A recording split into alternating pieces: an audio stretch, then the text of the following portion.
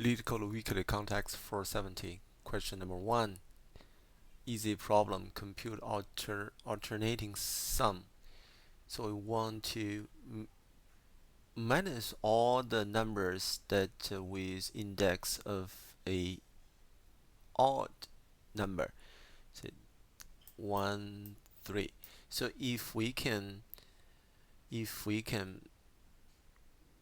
multiply these numbers with -1 on all these index, we're gonna have a new array like this. Then all we have to do is just do a sum. That will be the result we are looking for.